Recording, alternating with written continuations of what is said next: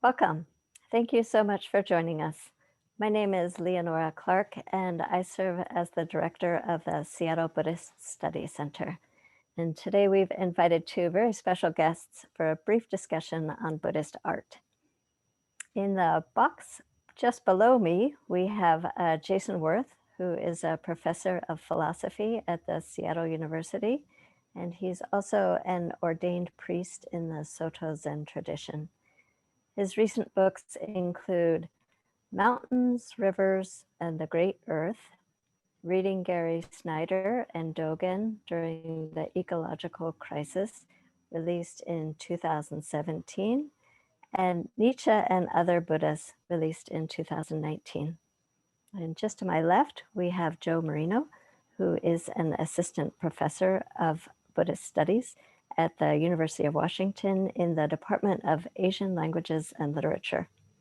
He researches and teaches about early Indian Buddhist literature, the Sanskrit language, and Buddhist manuscripts from ancient Gandhara. I will be acting as the moderator today, and we're going to start off by taking a few minutes to introduce the topic in general, and then we'll have each of our speakers present on a specific piece of art based in their area of Buddhist study. And then finally, we'll come back together for a brief conversation. So let's begin with a quick question for both of our speakers to help us get a little bit to know a little bit more about their connection with Buddhist art. Neither of you is an art historian by trade. What drew you to the study of Buddhist art in conjunction with your other studies, or was it the other way around? Were you drawn to Buddhism through Buddhist art? So it is true that I'm not trained in art history, but as a philosopher, one of my areas of specialization is the philosophy of art. And in the West, that tends to be very pedantic and categorical questions like what makes something art versus non-art? Every time you paint something, is it automatically art, or are there gradations between something becoming art and something just being an illustration? These sorts of very dry and formal questions, often very logical questions, and quite frankly, extremely boring and to my students, utterly irrelevant questions. Who cares what art is if you don't first and foremost know that art is important? You know, if it's unimportant and boring, knowing what it is not in any way making it more recommendable. So I think art really has to start with what is the power of art in our lives? Why does art matter?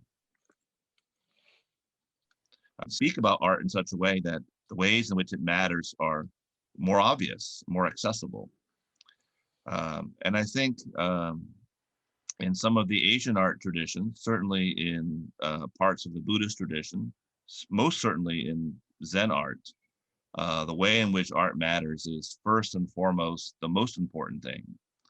You're not trying to solve some formal logical puzzle, but art is a practice just like one's own Buddhist training is a practice. And in both practices, you are trying to cultivate and transform your mind and transform the mind that is the mind that we all draw upon in our times of greatest wisdom and compassion. So in that way, to study art and to study the Buddha way, these two ways go together. I think they're to some extent inseparable. Thanks, Jason. Joe, do you want to speak to that? Sure. And I'll say just a couple words about how I came to be interested in Buddhist art in general. And I should say here that my introduction to Buddhism at all was largely through academic study. I started in religious studies as an undergrad about 20 years ago and have been learning about Buddhism largely through classroom experiences and trips abroad into Buddhist sites through university mediated experiences. And what that means, um, especially in the early stages, was that I came to Buddhism largely through textbooks, primary texts, what is written, what is theoretical, discussions about doctrine, presentations of history, what was spoken by the Buddha. And so it was really when I had these great opportunities with the art historians at Ohio State in both Chinese and Tibetan Buddhist art, to travel to temples in China, and particularly a trip to Tibet with two art historians, John and Susan Huntington, where I first got to see what Buddhist visual culture does and what people do with it in live practice.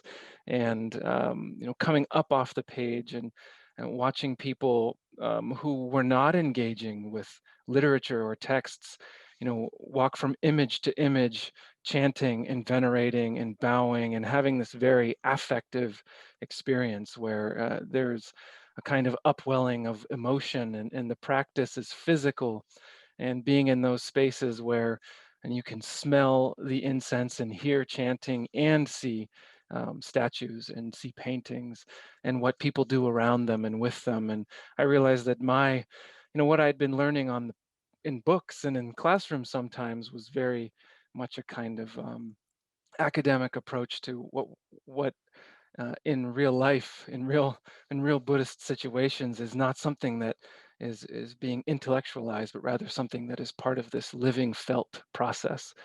And so that's really, I think, what locked me into Buddhist studies. Even though I'm a text specialist, even today, it was always been the visual culture that has spoken to me, I think, most completely.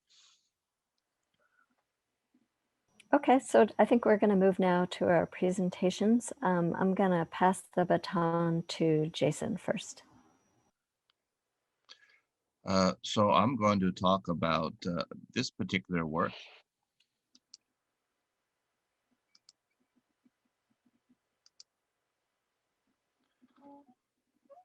Okay, so here's the work that I'm going to speak about today. Some of you may recognize the subject matter quickly, especially those who are steeped in Japanese Buddhism, although you would also find these images often in China. In fact, the two people here depicted are originally from the Tang Dynasty in China. The larger person who's facing directly at us, that's Hanshan, Cold Mountain, or Kanzan, as the Japanese call him. And the person with the scroll who's looking at it for the first time and quite delighted is Shide in Chinese, or Jitoku in Japanese. And these two figures form three of what's sometimes called the Tiantai trio. The Mount Tiantai is, you probably recognize the name if you know about Japanese Buddhism. The Japanese is Tendai. Mount Hiei outside Kyoto, the great Tendai stronghold, but it's named after Tiantai, this sacred mountain on the coast of central China. And the third member of this was a member at Guoxing Monastery, the famous Chinese Tiantai Monastery, Guoxing, and his name was Fengan. Um, Fengan is the one who found the person who's looking at the scroll, or legendarily, as the story goes. Shide, or Jitoku, means foundling, as in an orphan who was found without parents.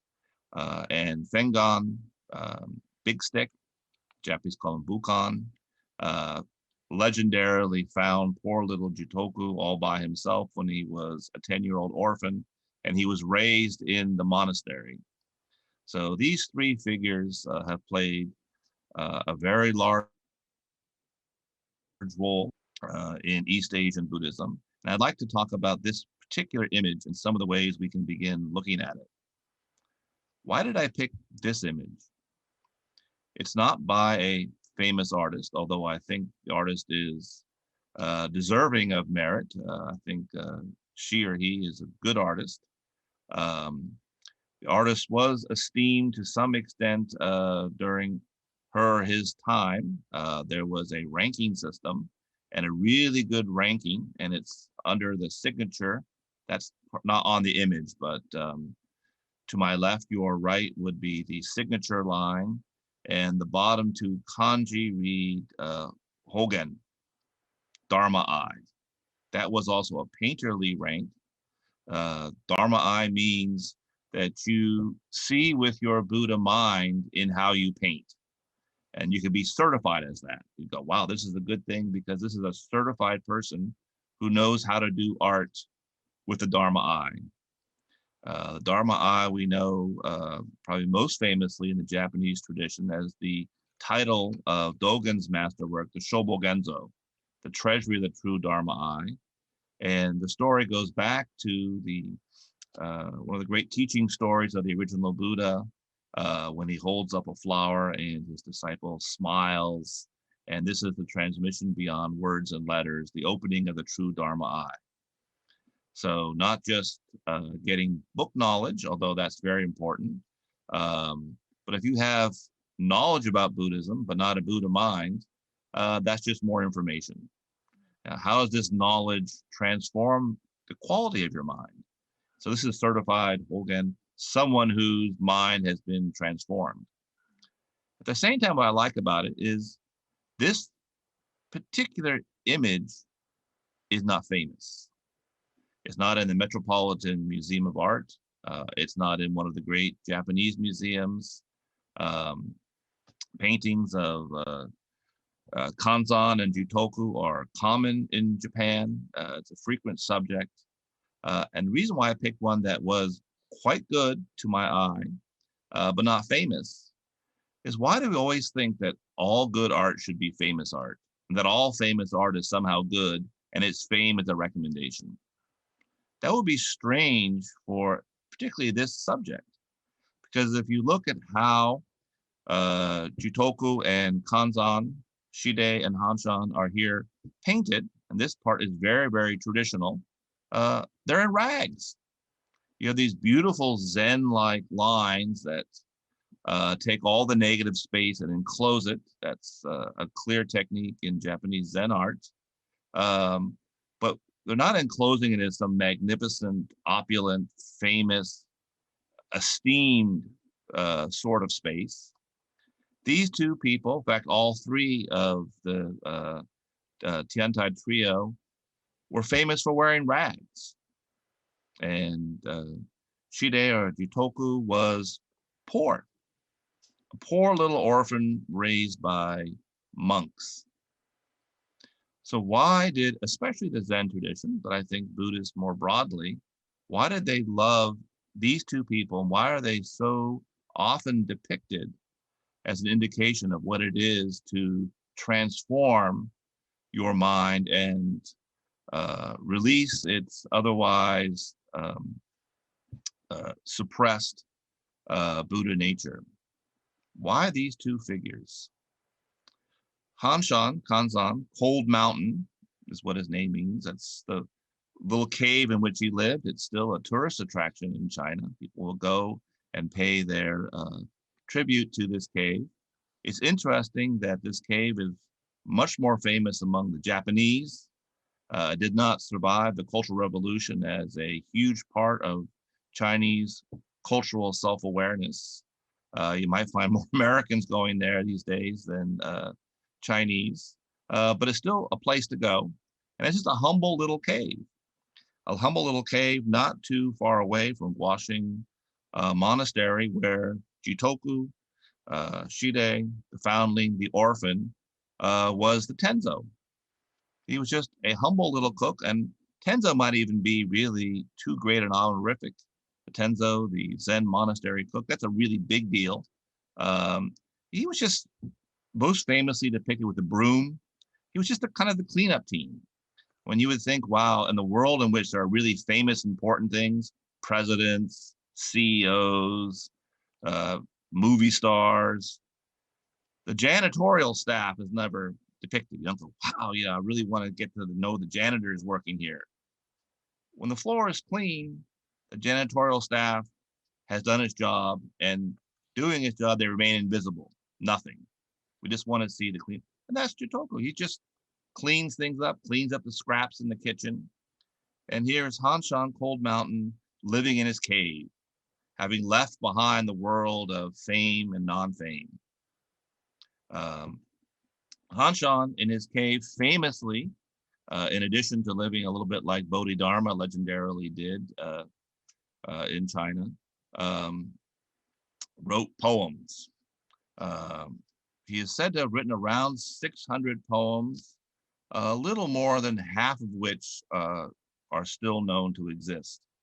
Um, Hanshan became already a part of the American poetic consciousness in as early as the early 1960s. There were two very famous translations of his poetry, one first by Burton Watson, and the second by Burton Watson's very good friend that he knew from Zen training in Japan, and that is the poet Gary Snyder. They both looked at him and said, wow, this is kind of like the revolution that they imagined that was going to happen and with which we experimented with in the late 1960s. Back to the land movement, changing differently, leaving behind our modes of production. They became kind of countercultural Zen beatnik figures. But I want to look now a little more deeply at some of the iconic ways these two figures are thought of as a way of um, exercising skillful means. As you know, in the Mahayana, skillful means, upaya, that is the art of taking how your mind speaks and thinks, so going into your mind on its own terms and speaking to it in such a way that the terms in which you hear something that changes the nature of how you hear. So it's almost as if I plant a seed in your mind that changes the nature of your mind. And one of the most famous examples of that comes from the Lotus Sutra. So the burning house, when the father says, wow, there's no way my kids are going to even know the house is on fire because they're so obsessed with their toys, fame, money, all these things that we idiotically extol. I can't tell them the truth because they won't understand. I can't say the house is on fire because they can't see the house on fire. So I got to tell them something that leads them out of the house. And that's upaya. I would suggest that this painting is also upaya, that Buddhist art is a form of upaya. And I would like first to look at a very famous poem by Hanshan Kanzan that refers exactly to this problem. Hanshan, Red Pine translation.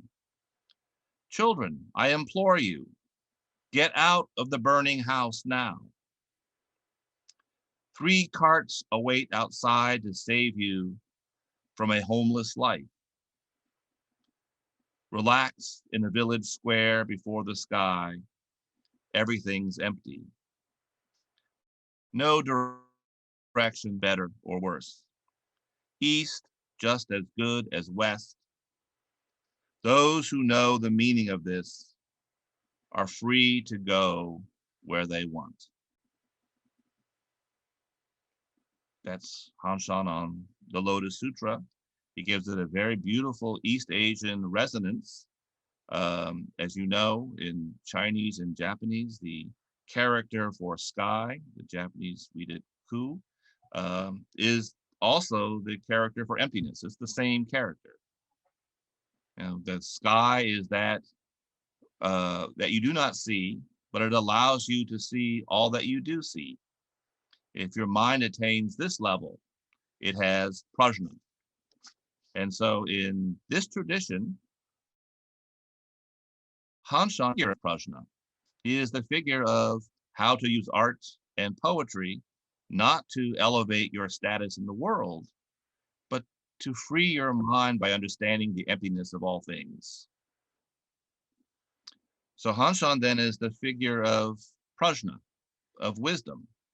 Prajna, I think, at least in this particular way of understanding Mahayana, is not to know wise things. It's not to have wise contents in your mind. Wisdom is the quality of your mind. What kind of mind you have, your mind becomes like the sky itself.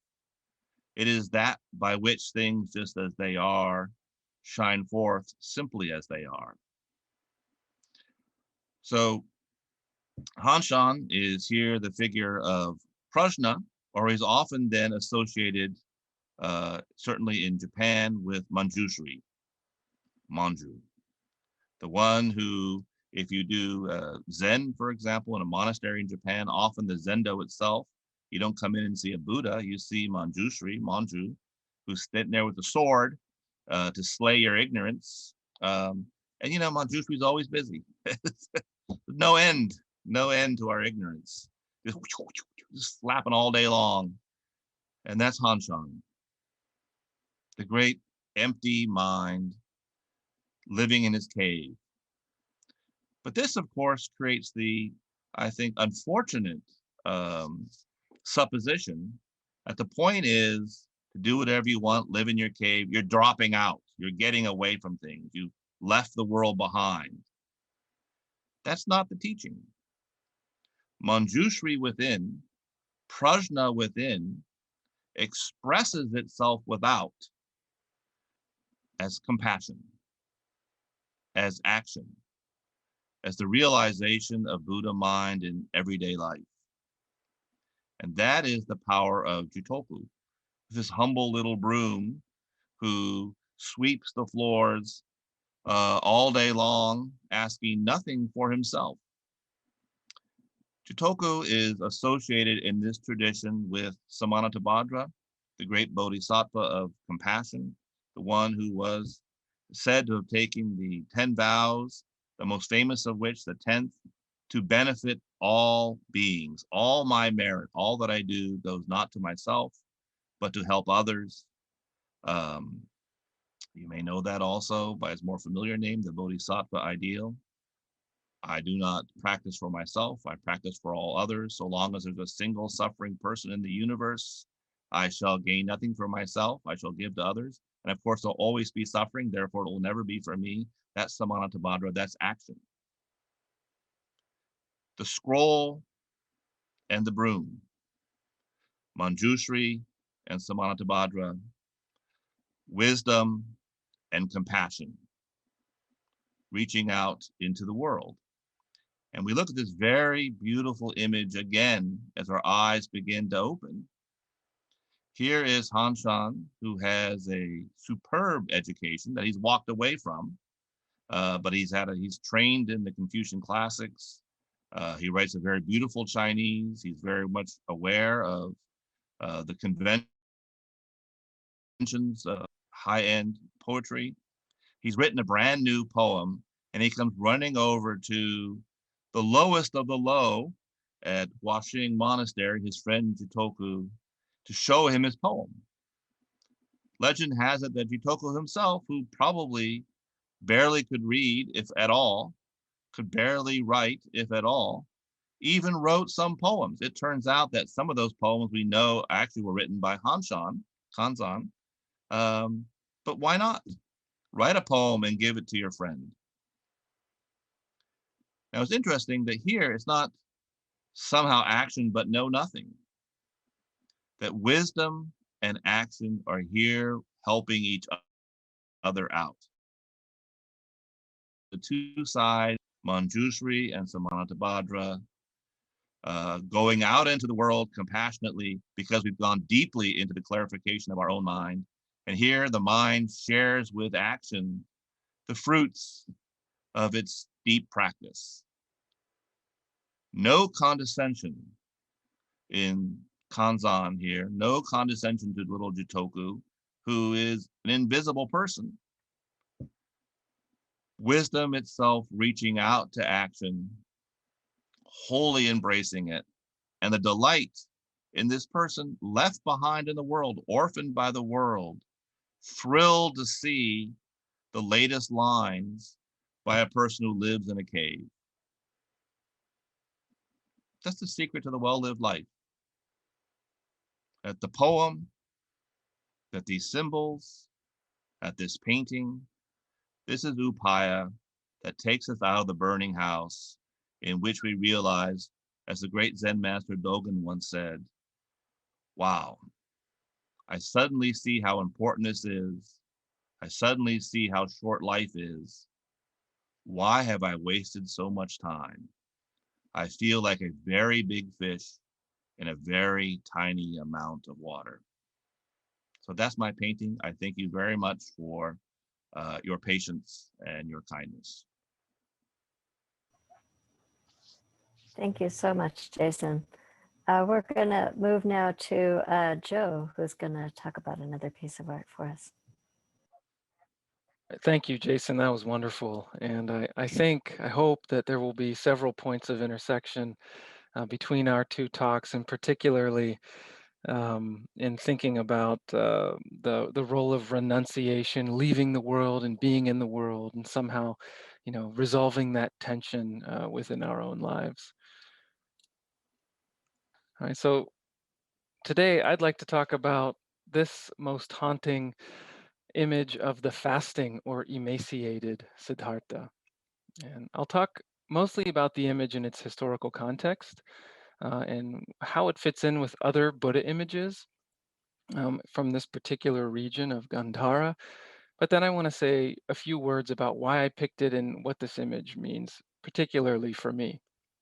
It dates roughly to the 2nd to 3rd century CE, and it comes from this place called Gandhara, which is modern Pakistan, Afghanistan. And I'll take you on a little tour here to start us off. So you can see India and Pakistan and Afghanistan, and right where Pakistan and Afghanistan meet, there's this area called the Peshawar Valley, this fan-shaped, lush green area, almost encased in mountains. And this region right here and the areas around it were a thriving hub of Buddhist practice from the 1st to say 4th century CE. And not many people know that it's really from this little area here that Buddhism spreads eventually around and across these mountains, following the Silk Road onto China and the rest of East Asia. And this particular image here, it's currently held in Pakistan as well at the Lahore Museum. And if you would all like to encounter it virtually where it currently sits, the Lahore Museum website allows you to take a tour of its Gandhara exhibit with the stupa at the very center. And just up on the left-hand side is our fasting Siddhartha image right here. Okay. So just under 3 feet tall, this is immaculately sculpted. Even from this zoomed out view, you can see the sunken eyes and the veins and the ribs and the sinews. It was clearly the work of an unparalleled sculptor. There are other images like this, particularly from Gandhara, but this one is not of pedestrian quality. It really is probably the most exquisite of all this type of image. And I refer to it as the fasting or emaciated Siddhartha because it represents a period in Siddhartha Gautama's life prior to when he became the Buddha. He's not yet the Buddha. Right? He's left behind the extravagances of his life as the son of a wealthy local lord. Some people call him a prince, or that he was in a royal family. And in his young adulthood, he had all the indulgences he could um, uh, possibly want. And he set these aside. He found them wanting. And experimented then for years with extreme ascetic practices like fasting, which we see depicted here. And in doing this, he was part of an ancient Indian tradition of people that are called in Sanskrit Shramanas, a generic name for people who leave the family life behind, live off what you can gather, or begging for alms. And he practiced difficult yogic or meditative techniques in an effort to overcome really the human predicament, the ego. And this Sanskrit word shramana, at its root is this root, or at the core of that is this root shram, which literally means to become tired or to make an effort. And here Siddhartha is clearly shown exhausted and yet somehow upright, still focused. And so this statue represents really the extreme opposite of the indulgence that he'd left behind in his youth. But this too, eventually, he would leave behind this practice of extreme asceticism, and he'd sort of take that uh, proverbial middle path between the two. But again, this image comes from before that choice, and this is one of the reasons I'm so interested in it. As we zoom into various layers, we can appreciate the detail and the symbolic detail, the eyes that are almost unfocused as he sits in meditation. His beard is overgrown from, lots of time without caring for his appearance. some typical signs of his eventual Buddhahood, this little orna between his eyes and the ushnisha or protuberance on the top of his head. As we scan down, I mean, his spine is visible even through his neck, the sinews around his shoulders, carefully sculpted. Even his underarm hair is visible here. I mean, this sculptor was someone who paid attention to anatomy and cared in this image to show him like a human, like you and me. And scrolling even further down, his caved in stomach shows his hip bones protruding, such that this figure, not just the statue, but the person being depicted here, looks ready to break, right? At the very end of any possible fast. And indeed, this probably depicts the very last moments of his fast before he began to accept food again. And below the image, we can see uh, what is probably his begging bowl up on a pedestal being venerated by people um, who are coming to worship. And there's a traditional story that the Buddha's begging bowl was transmitted by a king towards the Gandhara area and was a site of pilgrimage, a site really for Buddhists to come and see a relic, something that had contacted the Buddha in his life.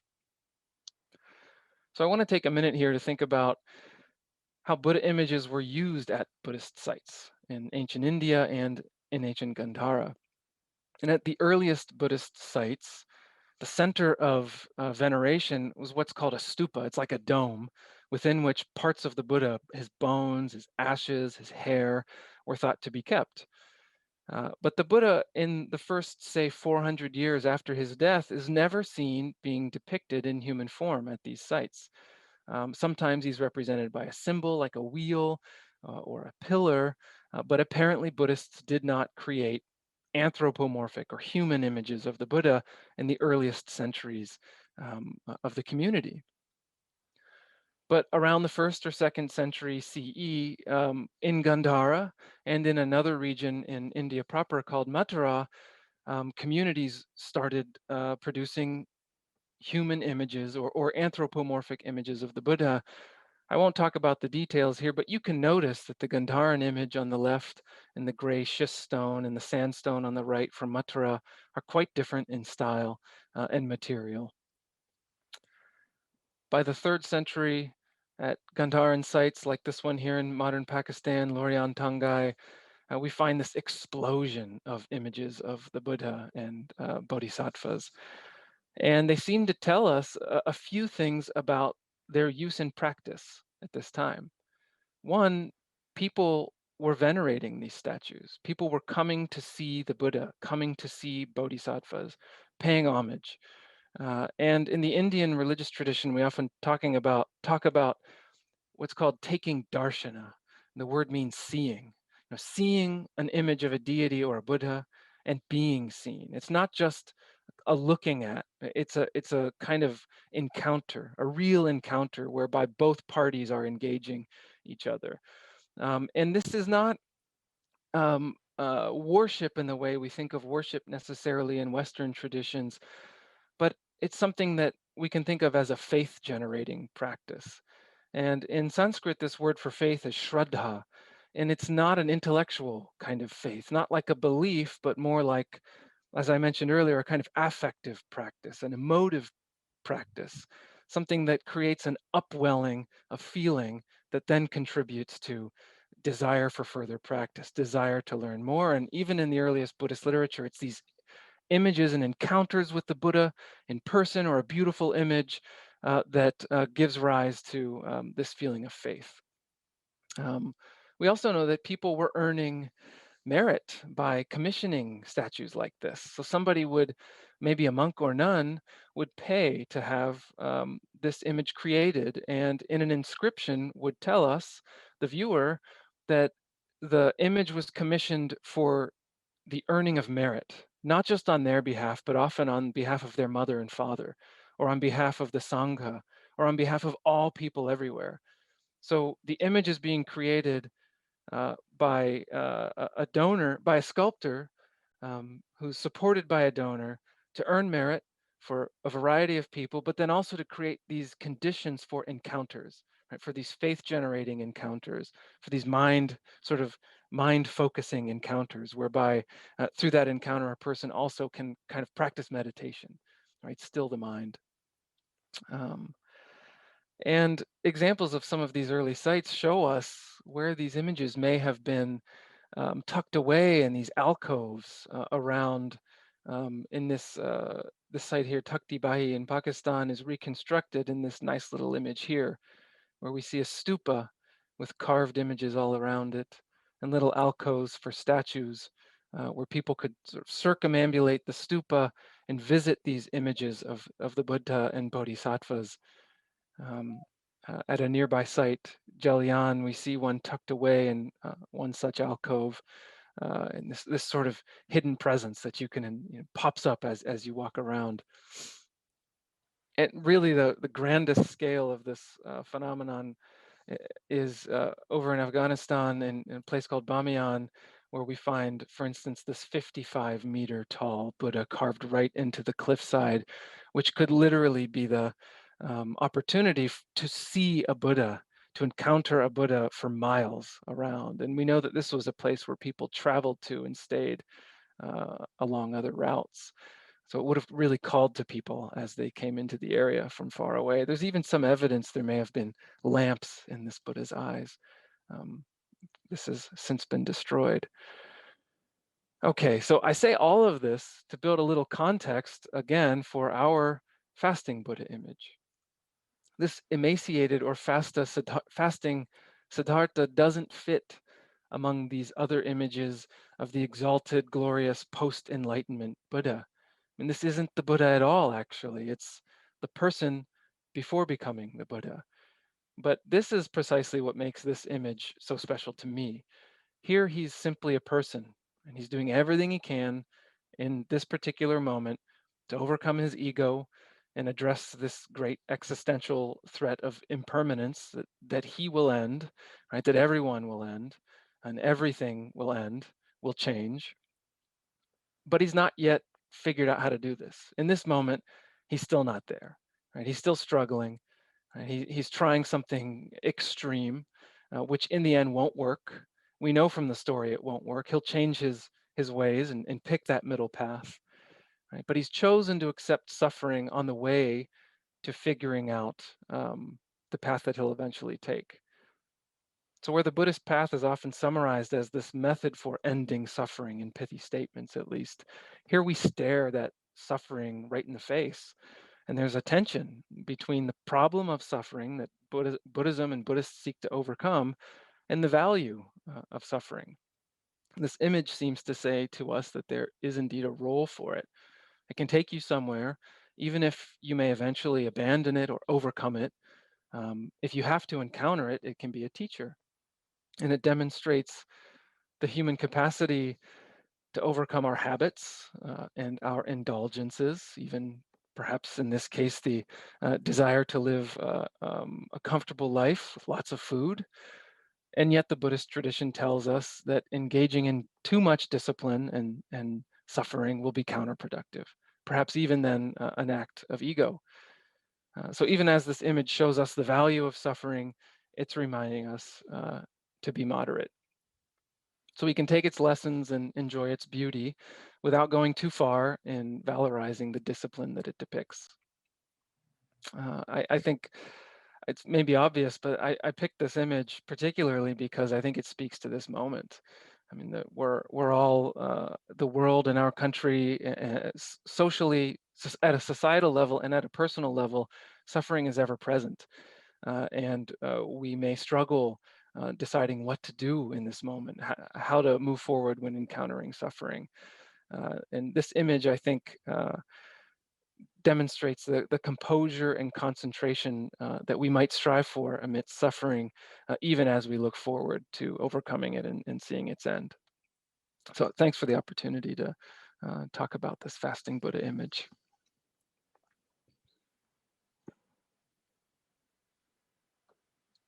Thank you so much, Joe. These have been amazing, your presentations. I guess the question that comes to my mind is, you've both talked a lot about passion and form and beauty, all these things that supposedly seem, to my mind, to be the antithesis of what the focus of Buddhism talks about, which is sort of a loss of attachment. How can we sort of put these two ideas together in our minds? Why is Buddhism using form to get us to non-form? What are they doing there? Shall we go in the same order we've been doing all morning? Well, I'll start with that then. In my image, I think you can maybe say this, extrapolate in this way. You're witnessing the joy in art. I mean, Hanshan and Shide were very famous for laughing all the time. But by joy in art, to think about that from a Buddhist perspective, I think requires some consideration. By joy, we don't mean, wow, I finally got what I wanted. It's not happiness in the etymological sense of good happenstance, something that happens to be what you want, or we might say good fortune. You were lucky and you got what you wanted. That's attachment. In attachment, we always want to be happy in that sense. We always want to get what we want.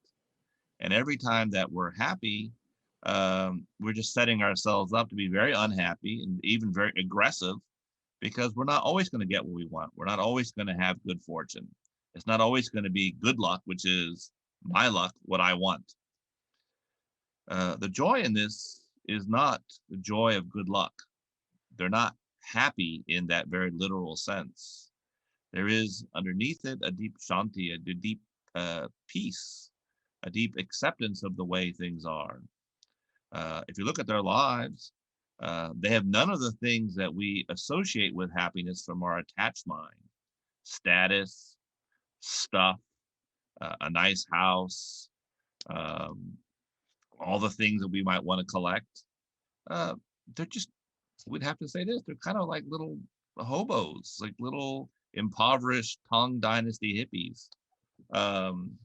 They have nothing. Shide Jitoku has a job that most of us would experience from our attached perspective as, what a rotten life. My job is 2020. That's my job. All I do is clean up the crap of others. What an ignominious low job. Here, looking at a poem and seeing the beauty of things just as they are, beyond status, beyond our everyday rank, the person of no rank, or the great person, who's not what we elevate as a great person, the lucky person who got to have all the power. Things just as they are is the joy of art. And so I think in this, although we've become the irony of Buddhist art is never lost on me. It so beautifully speaks to these things that you want to have it. You want to put it in a museum. You want to elevate it. Of course, that's who we are. That's part of the problem.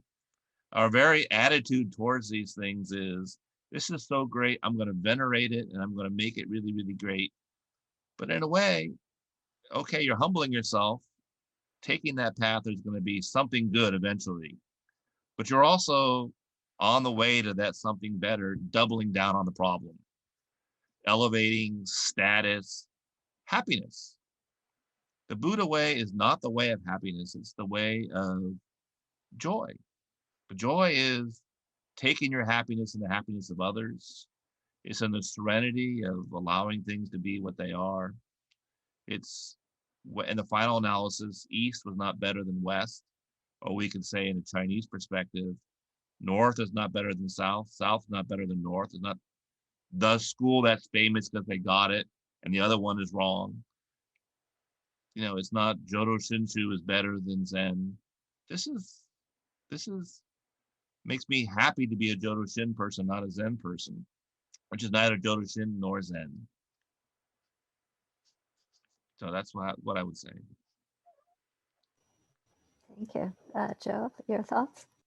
Yeah, first of all, Jason, again, I really appreciate your comments, and it reminds me of the Vimalakirti Nirdesha Sutra, this wonderful, um, you know, talking about Dharma eye. I'm not sure if that concept was around in the time the Vimalakirti was composed, but we have this householder, this man who lives amidst all the things that other people get attached to, this worldly life, and yet somehow stands beyond it all without leaving it. And there's a line somewhere in there that, unless you're in the mud, unless you're getting dirty, you're not doing it.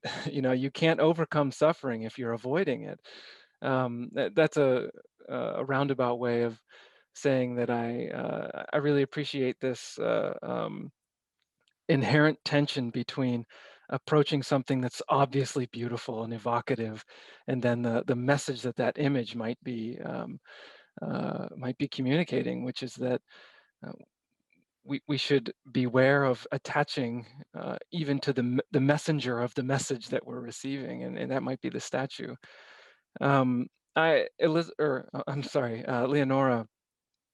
I think uh, again, I would come at this from my own personal perspective, which is largely via historical and academic study. But one thing that we tend to forget that Buddhist images do and is generate that sort of stream entering moment. And for the history of Buddhism, a person has to enter the stream before one can cross the river, and often an image. We have, what do we say? An image speaks 1,000 words. Is that our saying? Right? It's momentary. It doesn't take much time for an image to do the work that perhaps a text would take a long time to do. And so that moment of generating faith, again, it's just such a tough English word to use here, but there's a kind of there's something that's happening internally that builds an energy, not necessarily a desire or an attachment, but an energy. And in Sanskrit, that word is virya, and it's that zeal that one takes in approaching the path and engaging with the path. And so I think that'd be my comment. Maybe something like aspiration. Aspiration, yeah, Rather that's than a faith, better word, maybe. yeah. I guess the other question I have is just in regards to how Buddhist art is consumed nowadays. And Joe, you showed us the picture of the museum where the sculpture is sort of situated in a little box that people walk by and look at. And Jason, I'm not sure sort of the context that your piece sits, but Buddhist art is consumed in a variety of ways. Sometimes you see it, in the Bodyworks store, a little image that you see in that store, or in a museum, and then sometimes it's still situated in a temple sort of setting. Do you guys have thoughts on sort of the best way for Buddhist art to be consumed? Is it irreligious for a Buddhist image to be found in a cheesecake factory, or is that okay? Is it inspiring thought in either case, or should we think about it differently? Yeah, what a hugely complex and important question.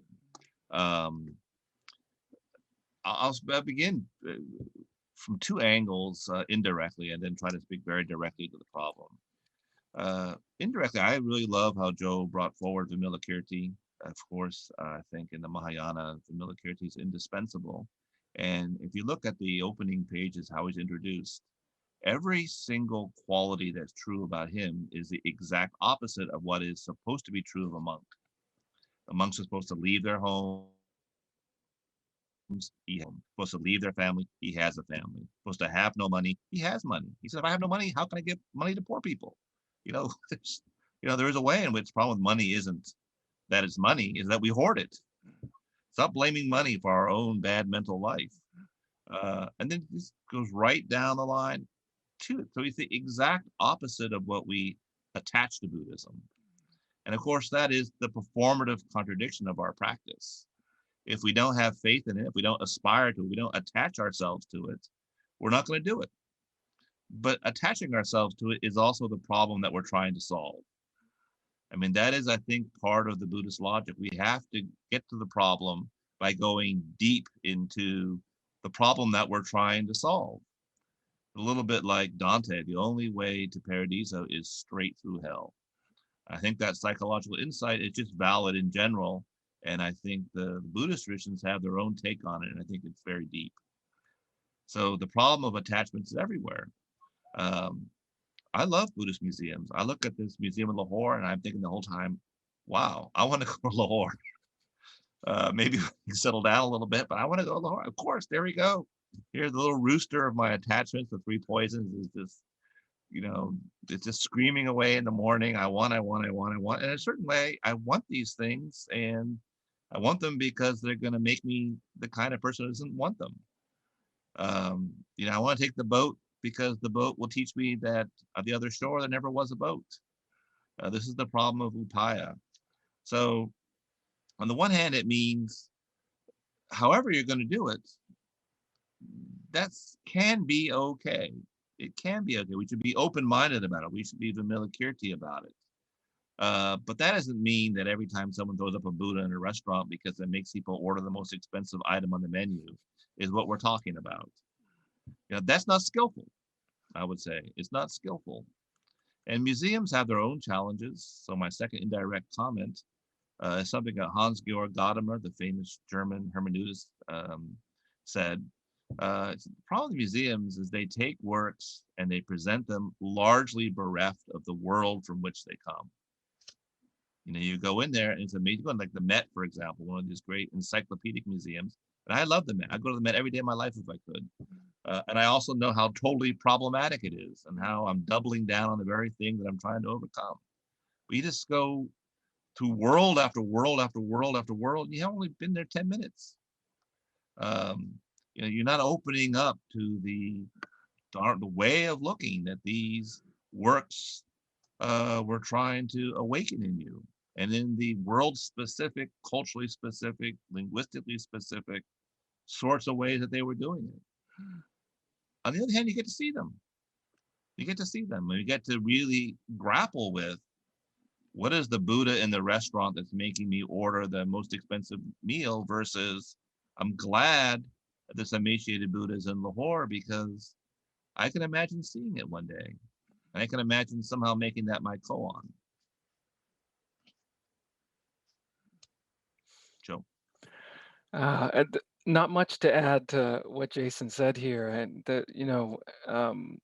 part of the Vimalakirti, just to follow up on his initial comment, also instructs the listener or reader to understand that the Dharma itself, you talked about once you cross the river, there never was a boat. That Dharma, which is the boat, right, the Dharma itself can become an object of attachment.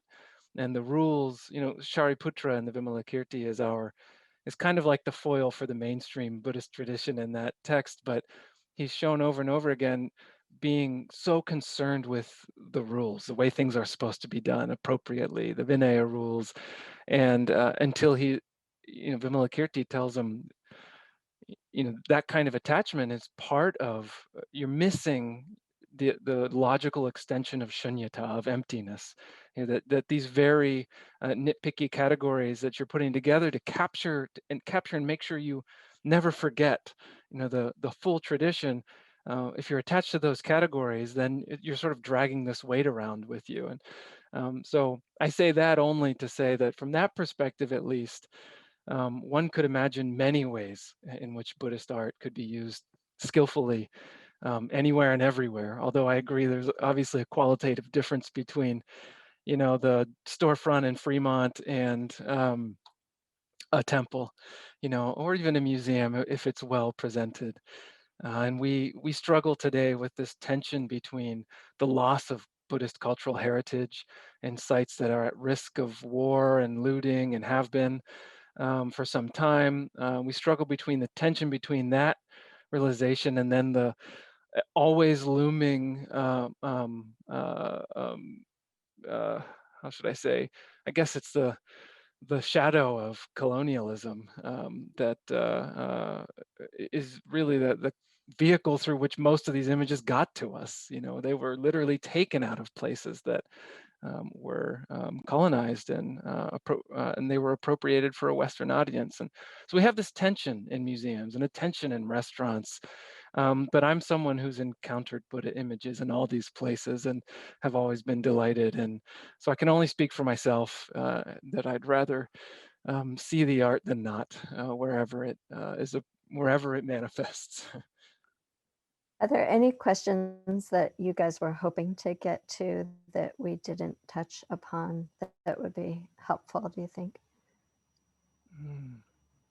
Thought they were all good questions. So Is there some way to bring it to Seattle, bring it locally to close? Like, is there a?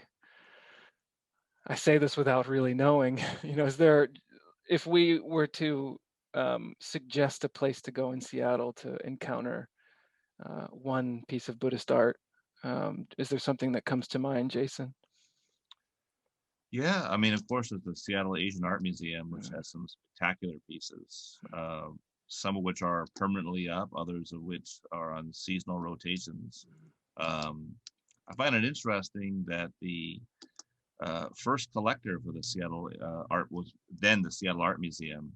They realized that Seattle was too new a city and started in the museum business too late in the game to collect European old masters and these sorts of things. They just would never have the money. You're not going to really see a lot of those west of Chicago. That's just the logic of colonialism and expansionism and who had money when. So they went with Asia, and so that was from the beginning our strong suit for collecting. Also, as ship goes, I mean, we're the closest port to Japan. The Asian immigrations to the whole West Coast have been enormous, and that is felt everywhere, including in works by non-explicit Buddhists in these areas in the West Coast. I think, for example, the Northwest. Think of Morris Graves or Mark Toby or the Japanese artist Paul Horiuchi. Horiuchi introduced um, Zen and Japanese Buddhism to Morris Graves and to Mark Toby. It was in the air, and it was transformative to their art. So I think it's infused, I think, into our cultural or artistic sensibility in this part of the world. So you can see it in obvious places, explicitly Buddhist works of art, and then you can see it on the indirect influences it's had on a multitude of things. And then finally, I would say a really good work of Buddhist art does what? The first thing you'll be tempted to do is to venerate and grab on and attach yourself to this work. But that I think is in the final analysis, if you stick with the work, to have dishonored the work. The work is opening you up not to itself, but to the world. And when you're opened up to the world, you realize that the Buddha is speaking not just through explicitly Buddhist works of art, but through everything. In my tradition, of course, that's one of Dogen's most seminal insights. The Dharma is being expounded not simply by the great Buddha elders, of course it is, and not just by Dogen, of course it is, he's writing these words down. The Dharma is being expounded by walls, by pebbles, by rocks, by trees, by clouds, by the wind. Buddhist art is everywhere. If you really understand what it means that Buddhist work is anywhere. If it's anywhere, it's teaching us that in the final analysis, it's here because it's everywhere. The Seattle Asian Art Museum also has some pieces from Gandhara. So if you're interested in that region, they have a small but really great collection. For me, there's a little pagoda. Well, not little, maybe, I don't know, 10 feet, I'd say, that I encounter on my regular runs between Leshai and Mount Baker. And it's in the southern tip of what I think is Mount Baker Park, not too far. I mean, it's just 15 yards from Lake Washington, facing east. And that pagoda is the stupa, that I talked about in the Indian context, transferred over into the East Asian imagination, right? So the pagodas at Japanese Buddhist temples are really the stupas of the early Indian um, Buddhist temples. And I don't really know how it got there, who made it, or what it memorializes, but on these little runs, there's this connection, through history to the earliest layers of Buddhist practice and what the function of um, that sort of structure is, right? To bring people together, as Jason said, to affect some kind of change, mental change, change of heart. And it's surrounded by this beautiful park, these trees, and a lake across the street, to the extent that the pagoda itself is doing some of the speaking, but as Jason said, the Dogen says that so is the lake and so are the trees around it. And for me, at least, on that little jog, there's this coming together of this Buddhist monument and the moment in Seattle all around it, that does some work on me, right? That affects some change on me. And I would venture to bet throughout the city there are little hidden signs pointing to the practice of Buddhism in this city going back a long way. And I think the city's probably sort of dotted with them. And I'd encourage people to take adventures and learn about the history of Buddhism right here at home. So I just want to maybe close us out by thanking you guys for your time. This has been an amazing session. We hope to invite you back someday and really appreciate your words and wisdom and sharing them with us. Thank you, Leonora. Thank you, Jason. Thank you, Joe. I learned a ton. Every time you open your mouth, I have my notebook ready. Mine is now, oh, you can't see, but it's covered. Okay, thanks again, guys. Thank you. Thank you.